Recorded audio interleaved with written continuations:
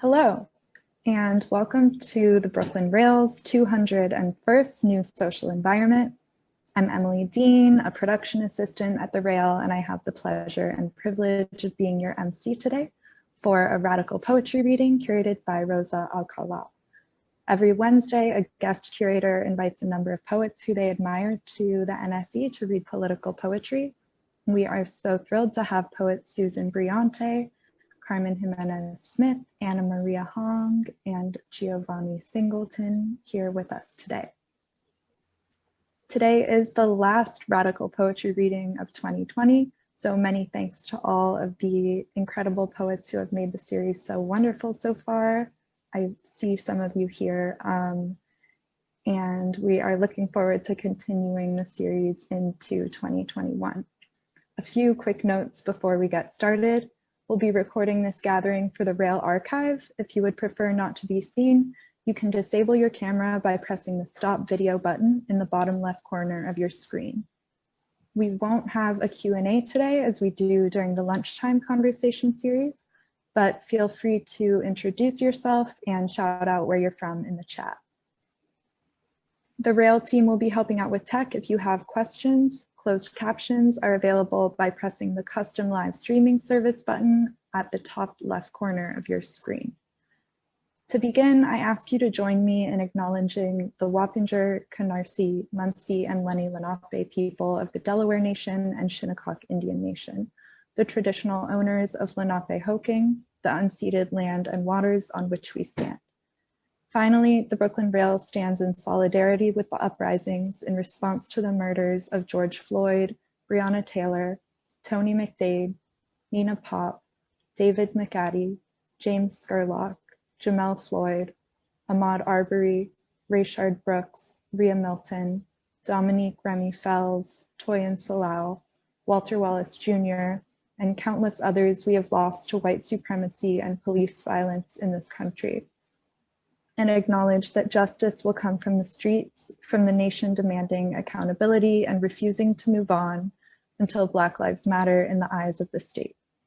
Before I introduce our curator, we'd like to begin with a brief moment of silence. All right, here we go.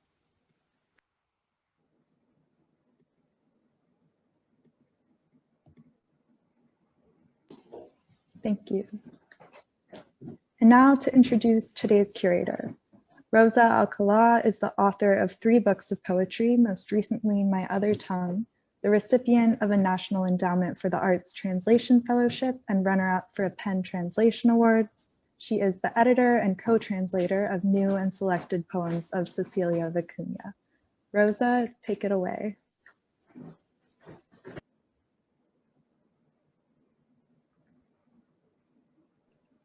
Okay, so I'm unmuted. Can everyone hear me? Thank you so much for coming to this, and thank you Brooklyn Rail and Fang Bui and Emily Dean and Nick Bennett and everyone involved with putting this together. It was so exciting to receive this invitation to curate a radical poetry reading. How often are you asked to curate a radical poetry reading? And most importantly, I was asked to bring together my friends for this. And so since I have, well, all of my friends are radical. It wasn't hard. So it was hard to maybe narrow it down, but I think that the friends that I asked to do this are amazing. And I am huge admirers of their work. And also I'm so grateful to have them as friends, especially at a time like this. So, and thank you for friends that are in the audience. I see many friends in the audience and possibly friends, people who will become friends in the future. So I'm going to start with, I'm only going to read one poem. It's from a manuscript called You, but the poem is in several parts. You know, I'm like that person. I'm just going to read one poem, but it's in 15 parts. No, it's one poem in 4 parts. And it's called Would You? And I was going to say something else. Yeah, so the poem circles two events. One is a series of protests that occurred outside of the Tornillo Detention Center. If you remember this temporary detention center that held children who had been separated from their parents. Most of these migrant children had been separated from their families and placed in the Tornillo Detention Center, which is not too far from El Paso, Texas, where I live. So there were a series of protests to shut that down. And it has been shut down. And the other event was a camping trip a Girl Scout camping trip that I took with my daughter. And we had this terrible thing happen where we thought we had left her behind in the campsite by herself. And it was like 106-degree weather. So the poem circles those two things. And I'm gonna lock my door. I forgot to do that because I would get interrupted in a minute. Hold on. It is locked. Okay. Okay, it's called Would You? At the border checkpoint, the detention center behind her, a woman through a bullhorn asks, how does it feel when you lose your child for a minute in the supermarket? What if that minute turned into an hour, a year, a lifetime? Would you run crazy through the aisles, the streets, your head? Like the time you thought you left your daughter in the campsite under the West Texas sun, everyone else gone to the archaeology museum. How you imagined her at night, a lone wolf circling her, a pack of men. This is the second protest in 4 days. To get here, you had to walk down a long road, sheets of sand cutting diagonally into your faces. You forgot the sign your daughter made, a diptych of a mermaid submerged in the ocean singing, her arms, her hair waving above her freely. And next to her, the same mermaid, no musical notes orbiting her head, her hair limp in a tiny cage. With it, you could have shielded your daughter from the elements, but how many more speeches she wants to know as an actor from your childhood is finally past the bullhorn. You and her father take turns carrying her back to the car. 2, would you carry your daughter on your back through a river? Would you ask someone to place her knowing you will die on the edge of a border highway? Would you lower her into the last boat that within too short a time fills like a ladle? Would she be pulled out by one arm and thrown like a fish into another country? Would you pray for a gentleness to buoy her when her bed capsizes under the weight of a stranger? Would you wait and wait for her knowing she is dead? She is alive and all you have of her is a number written on your palm. Would you call and be transferred and put on hold every day? Would you hold hands as death comes over you? Her hand just an outline of her hand at 7. What would her hand look like now? Would you never forget it? Would she reach out to you every night? A picture she drew of you under her cot. Would you step into the rocking boat, its barely slats, its barely oars, and have her hand it off to you like a heavy sack of tender fortunes? Would you yell at her to keep quiet? Would you cry when she is not looking?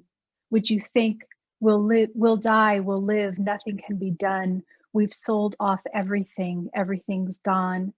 Would you take a plane, a bus, a train?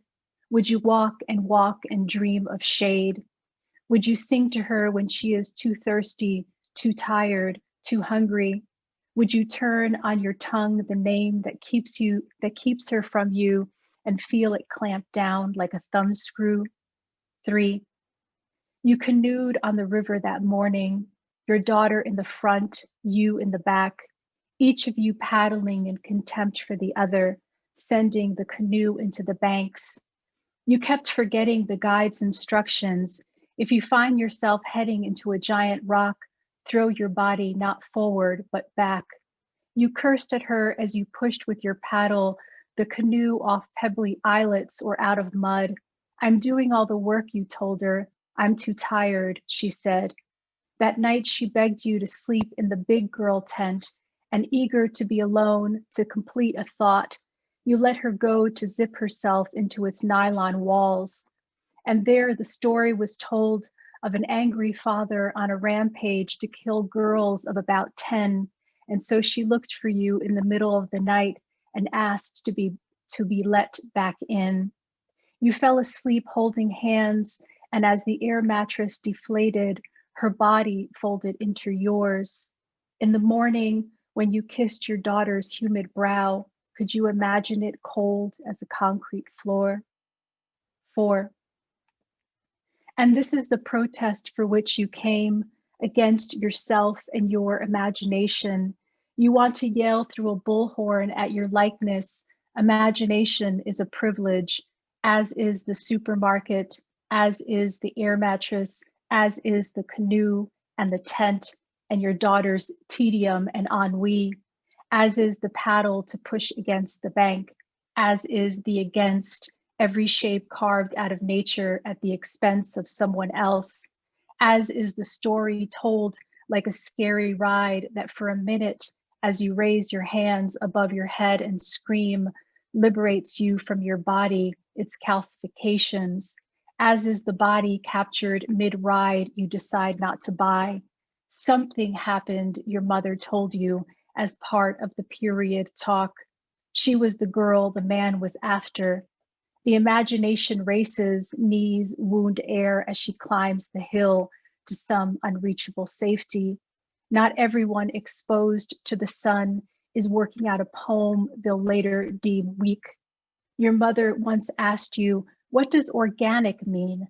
And before you could finish, she said, quiere decir más caro, ¿verdad? It wasn't meant as a joke, but to preempt your virtue.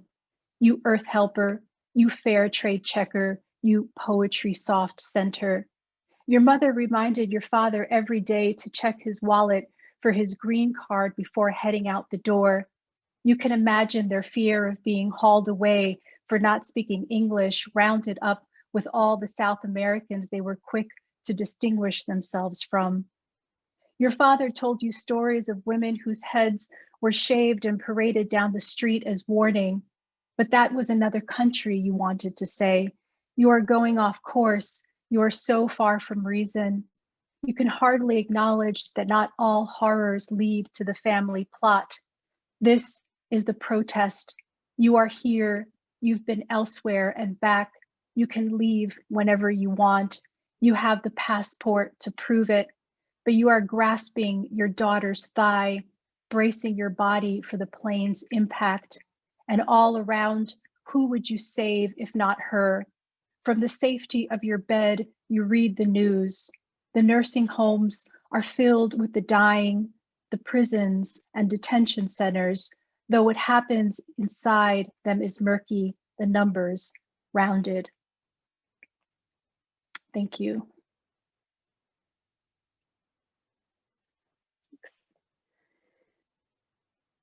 So, thanks.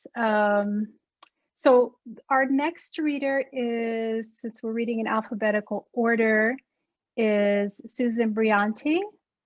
So you ready, Susan? Yeah, okay, I'm gonna introduce Susan.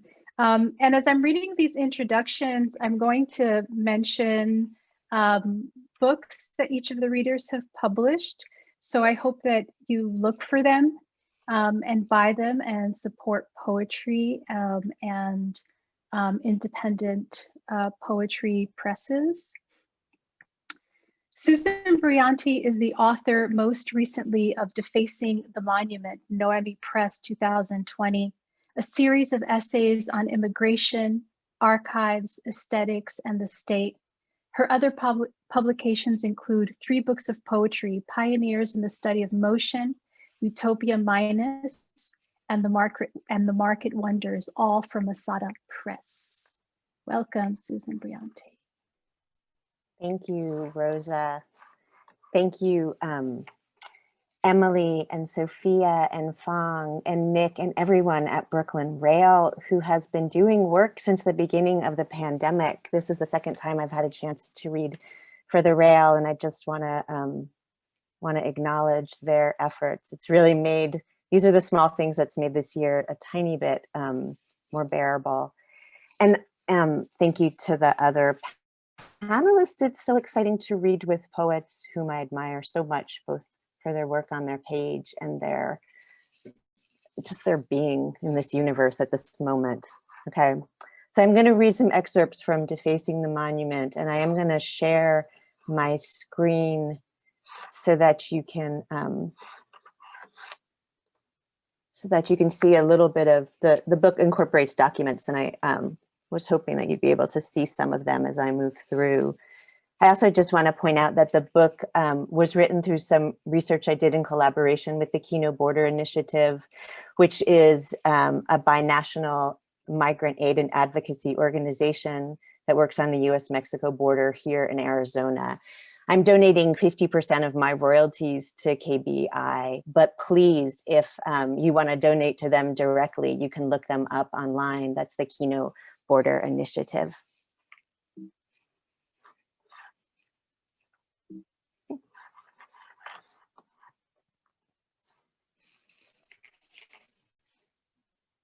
The word economic does not appear in the text of the Department of Homeland Security's webpage entitled Obtaining Asylum in the United States. It's not uttered into the court record. The word economic remains in my mouth at the back of the courtroom, where I sit scribbling on a legal pad, trying to trace a relation to the 7 men who stand before the judge, shackled at the wrists, waists, and ankles. The body is a condition, the nation another. I used to believe the document tethered the poem to the earth, to soil that one could taste, that could be nutrient to more than one. But a document can pull a nation out from under you. In the US District Court, Arizona District, shackles chime like the rigging of a ship in harbor in the moments before a voyage. 7 men approach the bench. One by one, they speak directly into the microphone to become a name in a document, a few words in the record, and 1 syllable of consent. Do you understand the rights that you are giving up, the consequences of pleading guilty, and the terms of your written plea agreement? Are you pleading guilty voluntarily and of your own free will? Are you a citizen of the United States? On or about March 17th, 2017, did you enter the United States from Mexico near Nogales without coming through a designated port of entry? How do you plead to the charge of illegal entry? Do you understand the rights that you are giving up, the consequences of pleading guilty, and the terms of your written plea agreement? Are you pleading guilty voluntarily and of your own free will? Are you a citizen of the United States? On or about March 18th, 2017, did you enter the United States from Mexico near Lukeville without coming through a designated port of entry? How do you plead to the charge of illegal entry? Do you understand the rights that you are giving up, the consequences of pleading guilty, and the terms of your written plea agreement? Are you pleading guilty voluntarily and of your own free will? Are you a citizen of the United States? On or about March 14th, 2017, did you enter the United States from Mexico near Sasabe without coming through a designated port of entry? How do you plead to the charge of illegal entry?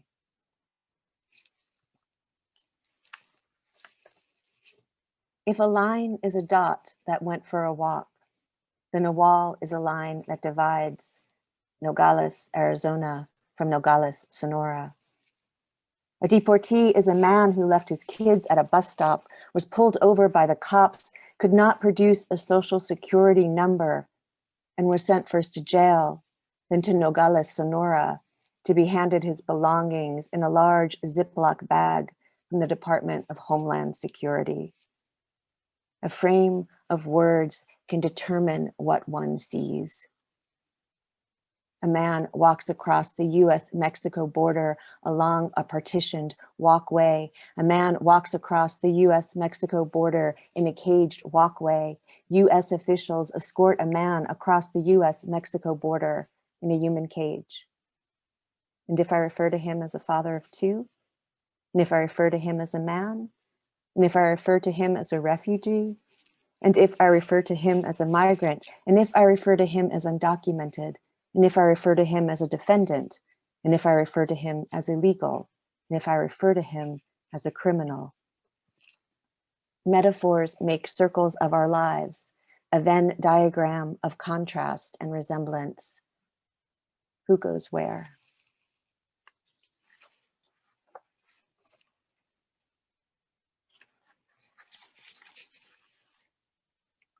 In the 5th floor apartment that serves as a migrant women and children's shelter in Nogales, Sonora, an 18-year-old girl who wants to see her father, a woman from Central America who left under death threat, a mother who fled an abusive relationship and now needs to make more money to support her children and grandchildren, and an 80-year-old who wants to cross into Nogales, Arizona for the 8th time so she can sell paletas from a pushcart.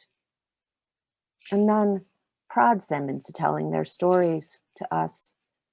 4 women and 1 man visiting from a creative writing program at a state university just an hour north of them. The eldest woman stands raising her hand as if testifying or praying. She says, when the first President Bush came into office, he tried to make life hard for migrants, but we rose up, she explains, and stopped him. She says as soon as she can, she will go back to the popsicle factory to her boss. She tells us her boss's name and address, says her boss will give her a card to help her stay as soon as she can get back. And the woman who fled her country under death threat says, we want peace. Decades of US policies and interventions in Central America that favor business interests over the majority of the population, that export gang members and failed anti-gang policies must feel like a long, dirty war. Do you feel better when you tell us these stories? One of us asks. And the woman does not answer, just keeps telling her story. We are teaching them to make earrings, the nun explains, as she brings us into another room and shows us beaded jewelry, row upon row, each piece a little memorial to every woman who has come through the shelter. What did the nun tell them about our presence or what we might be able to do for them? Were they told we could help? Were they told we could help before the end of their 2-week stay at the women's shelter, after which they would have to find their way north or back from where they came? Were they told some faulty equation of voice and change, some scrawl of hope like the flight of sparrows stalling and diving without knowing whose house they alight upon? What did we think we could do? Every summer for the past 3, I've gone to Nogales, Mexico with students from the University of Arizona's MFA in creative writing. And each summer, as we bear witness to conditions migrants face, we wonder, how can we amplify voices without turning other people's stories into commodities, without reaffirming the faulty myth of giving voice? We do not want to reduce the struggles of the migrants we meet to mere human interest stories. We know that writing will not be enough. The change necessary to improve the migrant women's lives feels utterly available and beyond any single transaction. We will work hard, the women tell us. Do you have bracelets? We eventually ask. Thank you.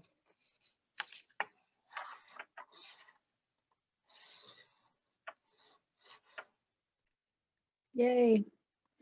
Thank you, Susan. That's amazing. Okay, so our next reader is Carmen Giménez Smith. Carmen Giménez Smith teaches creative writing at Virginia Tech and Bennington, and she is publisher of Noemi Press. Her most recent book is Be Recorder, published by Grey Wolf. Thank you. So I'm going to read from Be Recorder, which is my latest book. I'm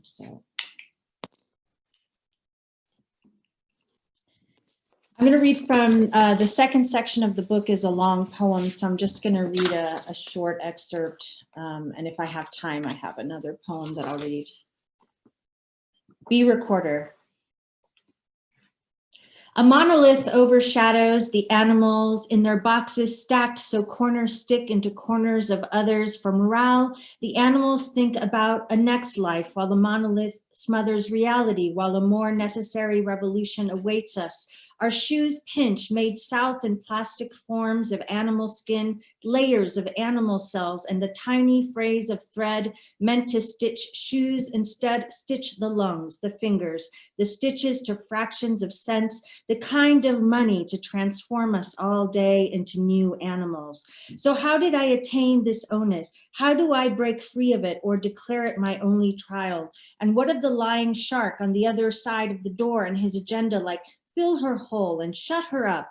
And why insist on a skills test that feels like gauntlet because my betters molding me voice over in megaphones? Stop thinking in the past. It's like shitting on the giant tapestry of the nation, since that really brings us all down, emphasis theirs. I was light from the mouth, from every part of me. I was of the earth or a scar in the earth pouring through the ruins of early civilization, and I bubbled from it and became a saint's reptilian spirit. And I could taste the wheat and coal and gold, that whiff of power. And I was vapor like a smog that becomes a wraith over the city, then back to animal form, decompressed and atomized into a past life, a star. And I was that animal, truth, the spirit I had dreamt about, being more cloud and star than given. I was just the density of water, a cycle in and out, the fade of my fugitive substance going south, and the yearn for decadence disappears in the annals, yet leaves a taste in the mouth, metallic and lime, the sense of dissolution. And I was speed and avowal to reset the orb of gravity. I was risen from foam, necessitated by colony, sired in violence, exported as luxury.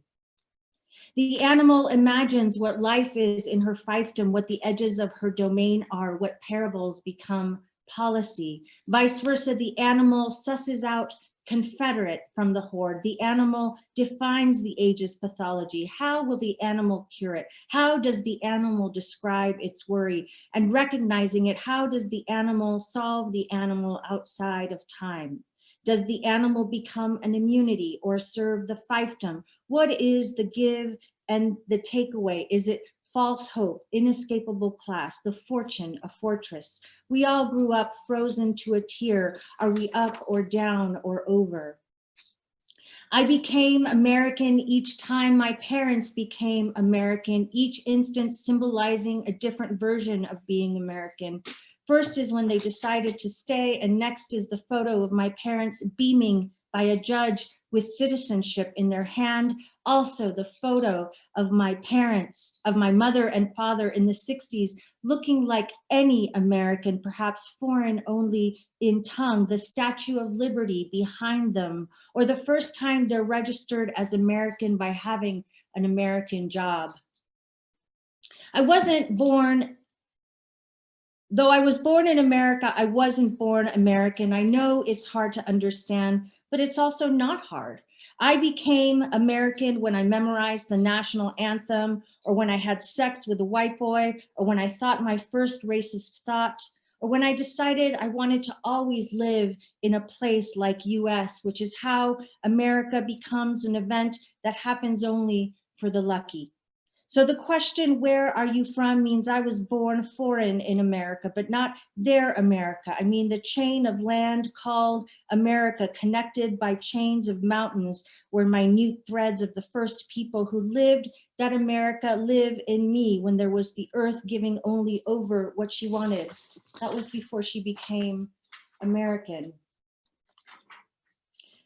Who leads this tango, the thief or the judge, the huckster or the king? Can I trust the ardor, or is it just theater? Will I be claimant or defendant, fool or shaman, animal or asset, plow or oxen? Are we going to get ahistorical because of the inconvenience of the thing disguised as the thing that sounds like shrimperial and rhymes with shrivelage and is tinged with shreziz? I could just leave the grid for exile, but what island would I become, and how would I still make interventions into culture? Where might I find the suitable, therefore inferior slot for me? Could I live there for good if I pay my taxes? And how civil would I have to perform, like arboretum, or like public statue of a settler, or like skate park or recreation center? How would you evaluate how I was or was not, what you hoped true? And erotically, where should I plant the old self? Because she's loose and hot and deranged, riled and ill-tempered. Can she be denatured? Can she be defanged? Can she be fauna of the seventh dimension? How do I suppress my cynicism when you tangle my money with blood, devour my glimmer, co-opt and whitewash? How do I build a home on sand? Which map do I use? Do I adapt to code, to form, to tradition? And where do I belong? Shall I ask permission? Do I beg for a license that warrants my claim? I'm going to end with a poem that I actually wrote as a consequence of a wonderful retreat that Susan and Rosa and I had. And one of our subjects is hair from our body, and mostly on our bodies, but on our head too. Terminal hair. On the edge of a mountain in Santa Fe, my friend and I talk about how we get rid of body hair and what it was like when we were young, and how we don't care as much as we used to, and how our virility has drawn lovers to us. Now some of our hairs come in coarse and white as an old man's beard. We speculate our mustaches connect us to a remote ancestress whose mustache was denser than ours, when having a mustache was a little easier, and this legacy softens the blow, because name one actress or model or singer or female celebrity with a mustache. There's that photo of Madonna and her hairy armpits. Frida Kahlo was foreign and transcendent, so pardon, but no one else. The ancestress we imagine never married, or she had lover after lover. They called her bigote or takachu or lavafi. Nobody said a word about it because they were scared to, or she lived on the edge of the town where she was left alone and didn't care. Maybe she found herself a good-natured companion who stroked her mustache and nipped at it or shaped it with soap. And at some point later in her life, she said to herself, someday my great, great, great, great granddaughters will stand on a cliff and survey their vast terrains, the wind bristling, the hair above their lips. Thank you. That was amazing, Carmen. I totally remember standing on that cliff while you and Susan talked about hair removal. It was a beautiful moment. It really was. Okay, so our next reader is Ana Maria Hong. Ana Maria Hong is the author of 3 recent books, Age of Glass, H&G, and Fablesque. She is an assistant professor at Mount Holyoke College. Welcome, Ana Maria. Hi, thank you, Rosa. Thank you so much for inviting me to read with you and these fantastic writers. I am really just thrilled to be reading with everybody here today. And also thanks to Emily and to everyone at Brooklyn Rail. Really just also thrilled to be reading in this venue. And I just learned before the reading, this is your 201st in this series, which is incredible. So doing this every week during the pandemic. So thank you all for that. And thank you to my fellow readers. It's just been a delight to hear everybody. And I look forward to hearing Giovanni and to our multivocal reading as well. So I'm going to read just a few short poems. I'm going to read 3 actually from my first collection, Age of Glass. And I think I'm just going to launch right in. I sing.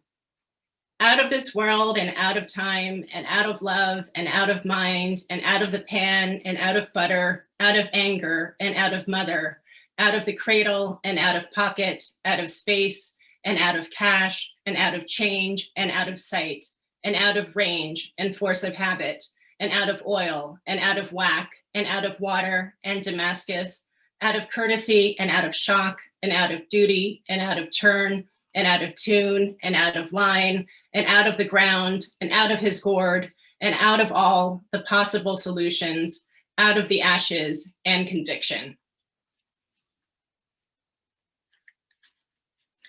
And the next poem I'm going to read is called Age of Increment, and it takes its cue from Percy Bysshe Shelley's great sonnet, England in 1819, which begins with this line, an old, mad, blind, despised, and dying king. Age of Increment. Liberticized, optimized in an age of glint democracy, a pretty line for a pretty time, continuously engaged. The king's flag flown above the sign of the dove, or hawkish queens keening the horn on a third front. One occupation blunts another and another, meaning gummed in purple doublings, set to stun, dialogue to silence, to recession, from attention to what matters, dies. Will individual, broken by the extension of hope and its perhaps inevitable dilution. Interest dipped, tinted, rinsed and fenced, looped and linked like a tarnished chain reaction.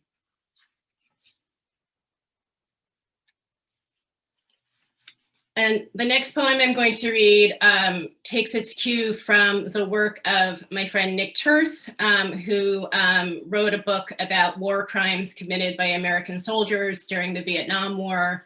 The title of that book is Kill Anything That Moves, the Real War, American War in Vietnam. Iconic. Begin with the 9th Battalion circa 1968. The trigger quiet as a cluster designed to disfigure. Begin with a man designing the bomb in careful hand, his degree of innocence and oblivion, a room of women, men, gazing at the images of the victims, the person who rebuilt her house after bombing 7. Begin with the 9th, tricking the gods within, with the women, men asking the same question, with the redress of sadness, with the aberration, if only in proportion, with the unbridled impulse of certain men, the distress of their mates, their friends, the witness from 10 directions. Begin with surviving to the end, the beautiful ancient visages, with a state of very poor quality, with revulsion, our distance, accelerated pacification, atrocity and its normalizations, the marriage of impunity and retribution, the speaker's trust, the evidence, the working condition. So now I'm going to read just one poem from my new collection, Fabulesque, which was just published in September by Tupelo Press. I have been reading quite a bit from it, so I'm just going to read this one poem. Siren. Cui bono. When they turned me into a bird, they turned me into a woman, my top half full of breasts and throat, the bottom all claw and dirty venom, partitioned like a nation so that I may sing under the condition. If I could sing without condition, I would give up singing. Goals for a Monday, rip out the knees of the patriarchy, practice histrionic but alluring singing, do laundry. Having a voice demands constant reparation. No one cares if you're half beast, if you've got a great rack. Nothing saves a man like the pop of a good braining. Our song was a series of warnings, which they took to be pretty. Okay, and now I'm just going to read a couple new poems. Let me pull them up on my computer. Whoops, that's not the right one.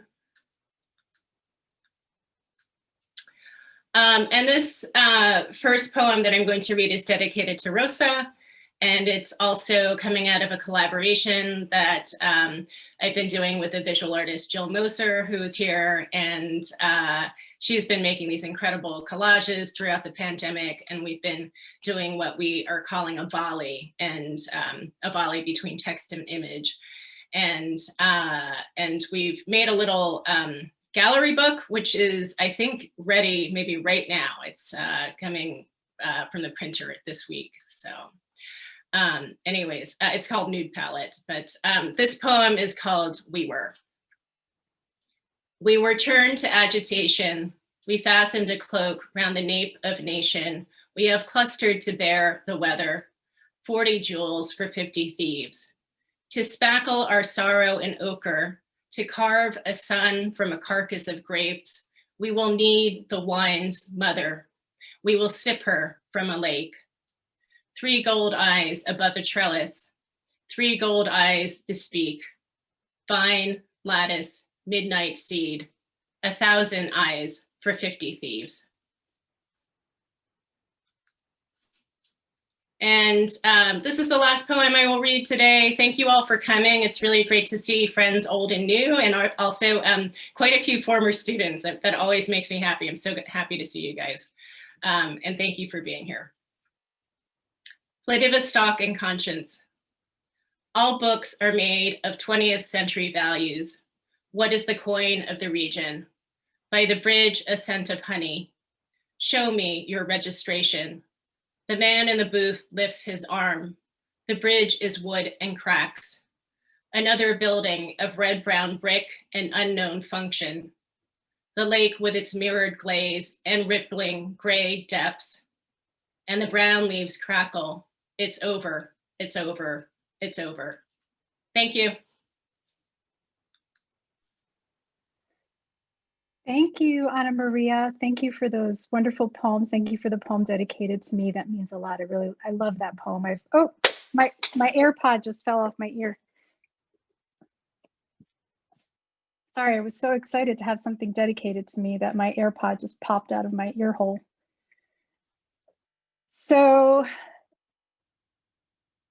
our last reader, even though it's not going to be our last reading because we're going to do a collective reading after Giovanni Singleton. But our next reader is Giovanni Singleton.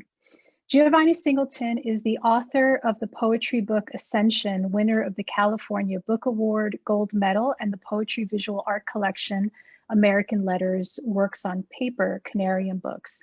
She is recipient of the African American Literature and Culture Society's Stephen E. Henderson Award, and her dreamography, I'm so excited about this, her dreamography is forthcoming in 2021 from Noemi Press. If you haven't read these dream poems, some of them are floating around the internet, but it's nice that we're going to get the entire collection. Welcome, Giovanni. Oh, thank you. Thank you, Emily. Thank you, Brooklyn Rail. Thank you, my fellow readers. And thank you to the audience. Thank you for coming out today. I thought I would read just a few poems from American Letters, Works on Paper. And they're quite short, but hopefully they will, they'll give us something to savor. So I'm going to share my screen.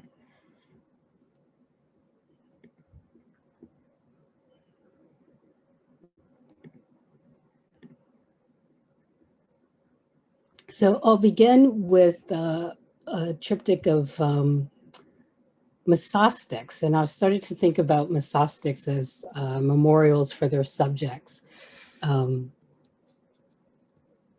So the first is for Alice Coltrane. Vedantic temple prayers, tambourines, and hallelujah claps for Krishna, Ganesha, Shiva.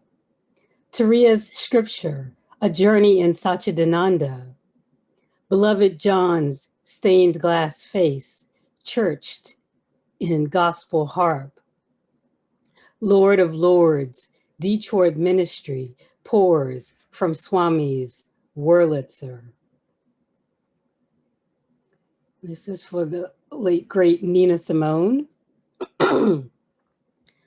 Born to blues, hell raised to an awful strange pitch of rage, but don't let me be misunderstood.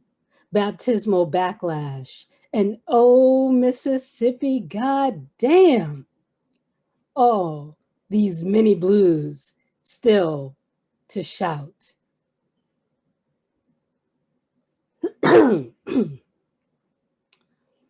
You know, we often get multiple choice items, forms to fill out.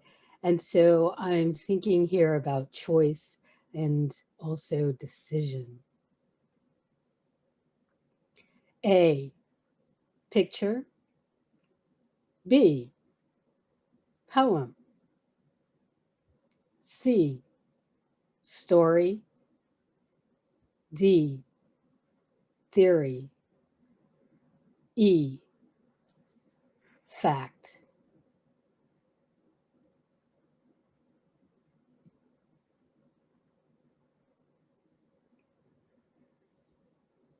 Perspective.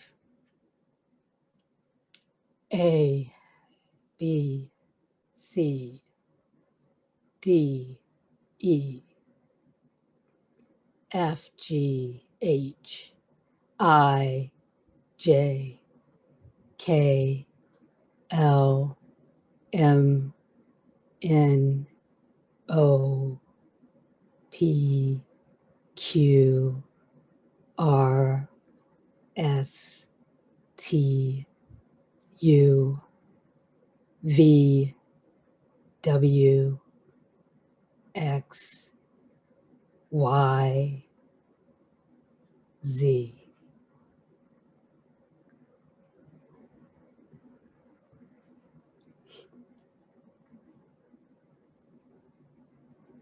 This, these next two poems were built around an exercise dealing with just sort of experimenting and looking at fonts and texture.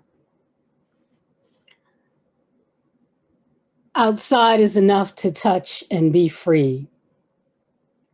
The farthest edges of human speech and wilderness unfurl from ruffled sleep with plans for positioning, laundered lives on display, attendant in open air prayer, so nothing surpasses belief or declaration of war or tongues cloaked in broken rot. To meet, meaning some form of we are not biodegradable or advisable. How many inscriptions and nouns come to believe only themselves?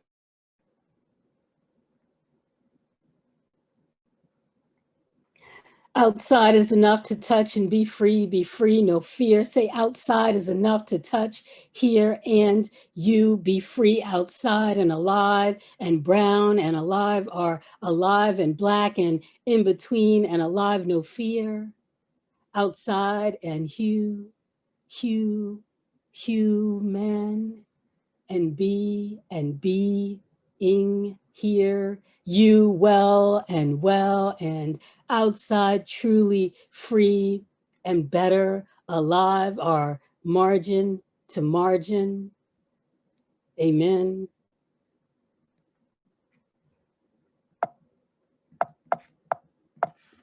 Oops, what's happened? Okay. This is the last one that I'll share today. It's called Illustrated Equation. Number 1, something about a look, something about seeing. Don't shoot. Snapshot, shoot a scene, shoot your mouth off, shoot footage, cell phone, body cam, shooter of the video, the one who shot the video, surveillance, surveillance, headshot, 911, what's your emergency? A shot in the arm, shoot for the stars. Shoot up, shot down. Please state your emergency. Take a shot. Another shot, please. Foul shot, double shot, triple shot, express. Oh. United States of America, what's your emergency? Hot shot, big shot, good shot. Emergency, I seen him do it. Camera shot, shooter, shoot him, shoot her. Sir, turn around and get down on your knees. Hook shot, shot her, shot him. Ma'am, please put down your weapon. Film shoot. Take your best shot. Take my hand, let me stand. Hear my call, lest I fall. Moonshot, one last shot. So get up, stand up for your life. Say, get up, stand up for your life. Thank you. Thank you, Giovanni. Amazing. It was really, really amazing. So the last thing we're going to read is something from a book that we all love and have read. And it's called Antigona Gonzalez. And I'm going to just read something in preparation for that reading, a little introduction. So we're going to do a bilingual reading of Antigona Gonzalez by the Mexican writer Sara Uribe, translated by John Plucker. I know John's here, JP is here, I'm pretty sure. And when Susan Briante suggested we read from this book published by Le Fig, the response was unanimous. We all wanted to read from it. We all read it. We all owned a copy.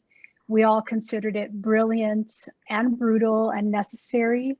And it's kind of amazing, you know, to have, it's one of those books, like some books that that we're all familiar with, that kind of just caught fire, that everybody read and everybody has taught and has made this huge impact. And it's particularly amazing that it's written by a Mexican writer and that it's published by a small press. So if you haven't read it, I believe the link is in the chat. Cristina Rivera Garza says of this book, quote, as the families of so many disappear throughout Mexico, Sara Uribe's Antigona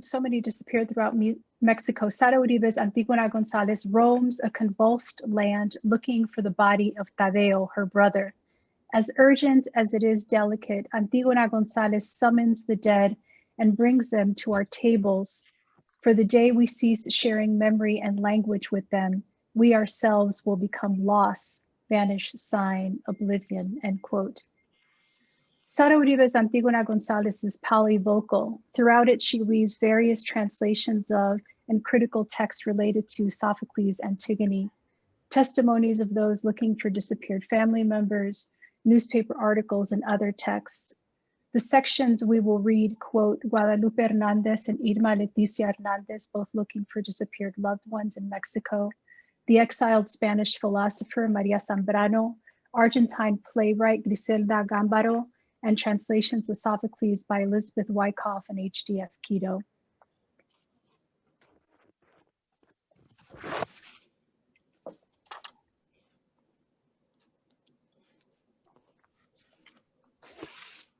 So this is the book, Antigona Gonzalez.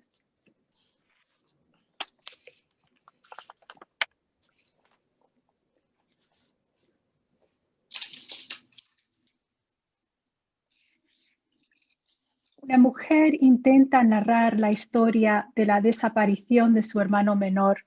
Este caso no salió en las noticias, no acaparó la atención de ninguna audiencia. Se trata solo de otro hombre que salió de su casa rumbo a la frontera y no se le volvió a ver. Otro hombre que compró un boleto y abordó un autobús. Otro hombre que desde la ventanilla dijo adiós a sus hijos y luego esa imagen se convirtió en lo único que un par de niños podrá registrar en su memoria cuando piensen en la última vez que vieron a su padre. A woman attempts to tell the story of her younger brother's disappearance. This case wasn't on the news. It never merited a hearing. It's just another man who left his house and headed to the border, never to be seen again. Another man who bought a ticket and boarded a bus. Another man who waved goodbye to his children from the window, and then that image became the only thing a couple of kids will remember when they think about the last time they saw their father. Son de los mismos, nos van a matar a todos, Antígona. Son de los mismos, aquí no hay ley. Son de los mismos, aquí no hay país. Son de los mismos, no hagas nada. Son de los mismos, piensa en tus sobrinos. Son de los mismos, quédate quieta, Antígona. Son de los mismos, quédate quieta. No grites, no pienses, no busques. Son de los mismos, quédate quieta, Antígona. No persigas lo imposible. Pero, ¿cómo no voy a buscar a mi hermano? Díganmelo ustedes, ¿cómo no voy a exigir su cuerpo siquiera para enterrarlo? ¿Cómo voy a dormir tranquila pensando en que puede estar en un barranco, en un solar baldío, en una brecha? They're one and the same. They're going to kill all of us, Antigona. They're one and the same. There's no law here. They're one and the same. There's no country here. They're one and the same. Don't do anything. They're one and the same. Think of your nephews. They're one and the same. Keep quiet, Antigona. They're one and the same. Keep quiet. Don't shout. Don't think. Don't search. They're one and the same. Keep quiet, Antigona. Don't go after the impossible. But how could I not search for my brother? Tell me, all of you, how could I not demand his body, even if just to bury it? How could I sleep peacefully, thinking it might be in some ravine, in some abandoned lot, on some back road? Por eso sé que no estás vivo. Si estuvieras vivo, habrías dado señales, habrías llamado, habrías enviado un mensaje. Si estuvieras vivo, habrías luchado hasta la muerte para hacérmelo saber. De cualquier forma, si por un milagro te hubieras salvado, ya habrías conseguido que te pagaran un tiro, Tadeo. Tú no ibas a servirles para esas cosas de andar matando gente. Dicen que para eso es lo que quieran, ¿no? Para reclutarlos por la fuerza en sus huestes, para usarlos como escudos. Por eso, cuando veo en los noticieros, la verdad es que ya no sé qué creer, ni a quién creerle. Cuando con vangloria anuncian la captura o muerte de civiles armados, yo ya no sé si esos hombres, si esas mujeres que miran a la cámara con rostro impenetrable desde el paradón de los acusados, o que yacen inertes sobre el asfalto, de verdad son delincuentes o solo carne de cañón. Acá, Tadeo, se nos han ido acabando las certezas. Día a día se nos resbalaron sin que pudiéramos retenerlos. That's how I know you're not alive. If you were alive, you would have given some sign. You would have called. You would have sent a message. If you were alive, you would have fought to the death to let me know.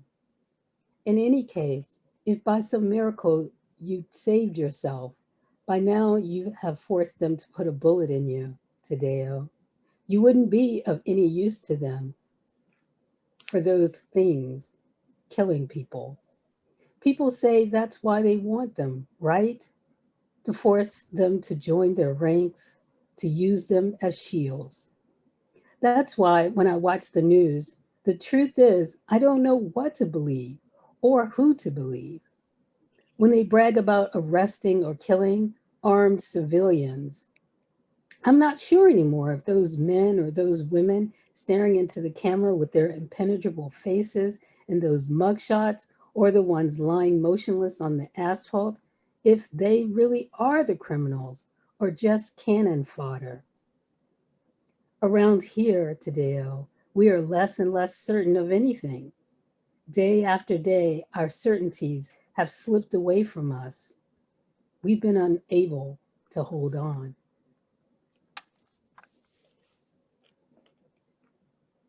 Pero el sueño se iba de mí y yo me quedaba como un caballito del diablo sobre una hoja o debajo de la hoja, verde como ella y sin peso, cerca del agua al borde de la acequia o del cántaro. Como el sueño eras lo que desaparece y eras también todos esos lugares vacíos que no desaparecen, sobre una hoja o debajo de una hoja, como en el sueño. Eras todas las horas del día, sobre una hoja, bajo una hoja, cerca del agua, al borde, frente a un agente del Ministerio Público, frente a un procurador o un subprocurador o un delegado del PGR.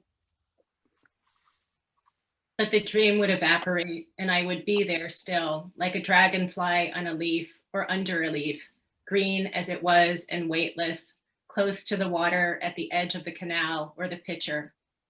Like the dream, you are what disappears, and you are all those empty places that do not disappear. On a leaf or under a leaf, like in the dream.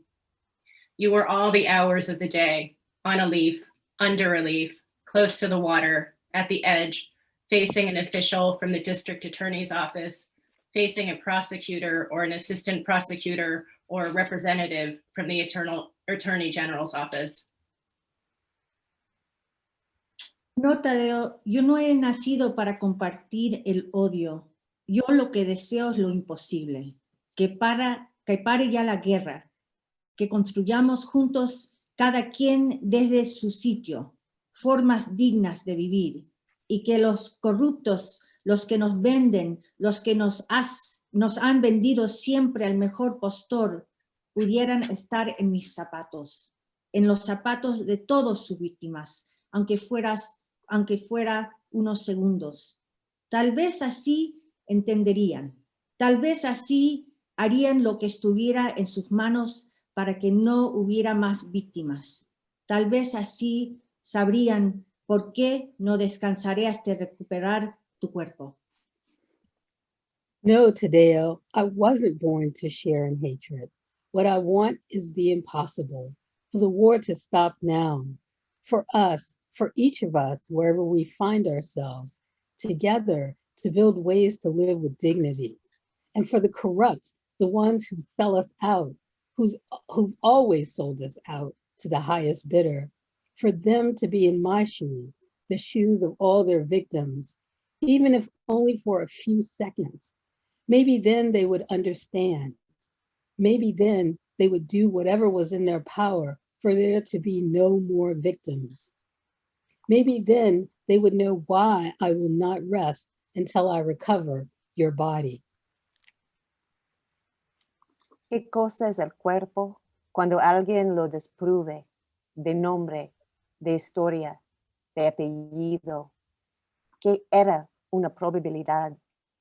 Cuando no hay paz, ni rostro, ni huellas, ni señales que los iban a traer aquí. ¿Qué cosa es el cuerpo cuando está perdido? What thing is the body when someone strips it of a name, a history, a family name, that there was a chance, when there is no face or trail or traces or signs, that they were going to bring them here. What thing is the body when it's lost?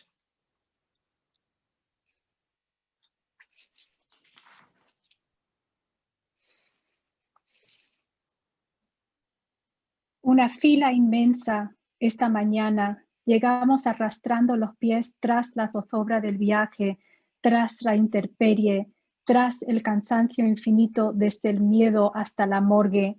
No hay un sol de los muertos. Este sol ya no es el mío. Aquí todos llegamos solos. Somos un número que va en aumento, una extensa línea que no avanza, que no retrocede. Algo que permanece agazapado, latente, esa punzada que se instala con firmeza en el vientre, que se aloja en los músculos, en cada bombeo de sangre, en el corazón y en las sienes. No hay un sol de los muertos, este sol ya no es el tuyo. A massive line this morning. We arrived dragging our feet behind us after the anxiety of the trip, after exposure to the elements, after the infinite exhaustion from fear to the morgue. Is there no son of the dead? This son is no longer mine. We all arrive alone here. We are a number that grows and grows, a lengthy line that moves neither forward nor backward, something that remains lurking, latent. That stabbing pain that settles firmly in the belly, that shelters in the muscles, in every pulse of blood, in the heart and temples. Is there no son of the dead? This son is no longer yours. Hay quienes por sus tatuajes, otros más las cicatrices, quienes por la ropa que llevaban el último día, que fueron vistos, quienes por su dentadura y los solo por ADN reconocibles. Los que antes de atisbar el umbral se desmayan como si sus ojos estuvieran impedidos para identificar lo amado en la materia informe. Los hay quienes indagan como una forma de reguarse a permanecer en el silencio al que han sido conminados. Los hay quienes inquieren una y otra vez a modo de encarrar el infortunio. Some by their tattoos, others their scars, some by the clothes they wore the last day they were seen, some by their teeth, and some recognizable only by their DNA. The ones who faint prior to glimpsing the doorway, as if their eyes were prevented from identifying their loved one in that formless matter. There are some who search as a way to refuse to remain in the silence to which they've been relegated. There are some who inquire time and time again as a means to confront their misfortune. Yo también estoy desapareciendo, Tadeo, y todos aquí, si tu cuerpo, si los cuerpos de nosotros. Todos aquí iremos desapareciendo si nadie nos busca, si nadie nos nombra. Todos aquí iremos desapareciendo si nos quedamos inermes, solo viéndonos entre nosotros, viendo cómo desaparecemos uno a uno. I'm disappearing, Tadeo, and all of us here, if your body, if the bodies of our people. All of us here will gradually disappear if no one searches for us, if no one names us. All of us here will gradually disappear if we just look helplessly at each other, watching how we disappear one by one.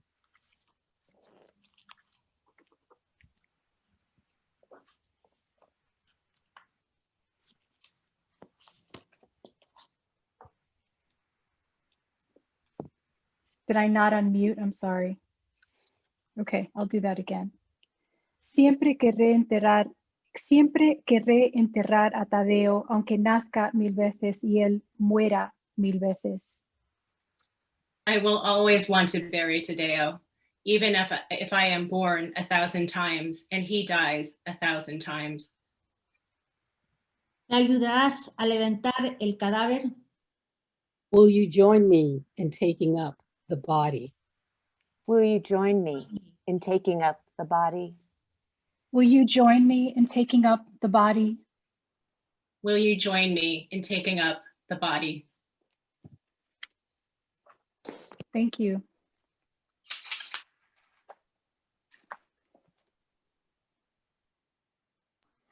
Thank you all so much. That was so incredible to listen to. Thank you, Rosa. Thank you, Giovanni. Thank you, Carmen. Thank you, Ana Maria. And thank you, Susan. This has been such a beautiful reading. So thank you all so much. Thank you all who tuned in today. This October marked the Rail's 20th anniversary and we'll be celebrating all the way into 2021.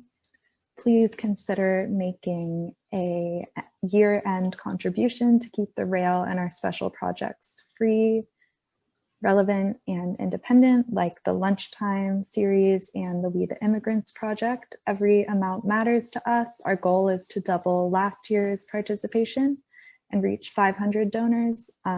Check out the chat for more information or ask one of our team. And please join us tomorrow at 1 p.m. for Common Ground, How Latina Artists Keep On Keeping On, a conversation between Carmina Escobar, Caribbean Fargoza, Yoshida Maya Murray, and Rail Art Team Editor Amanda Glubitzi, and art historian Amber Jamila Lesser. We'll conclude with a poetry reading, and you all should now have the ability to turn on your microphone and say goodbye as you leave. Thank you all so much. Can I say something before? Of course. I just wanted to say this. I wanted to thank everybody who read, but I also want to give a shout out. It's very important for me. I just saw his name here. David Shapiro was my first poetry teacher. Oh, and I haven't seen him in years, and he's here somewhere. And I just want to say, I love you. Thank you for coming, and I really miss you, and thank you for making me the person I am today. I'm going to cry if I say anything else.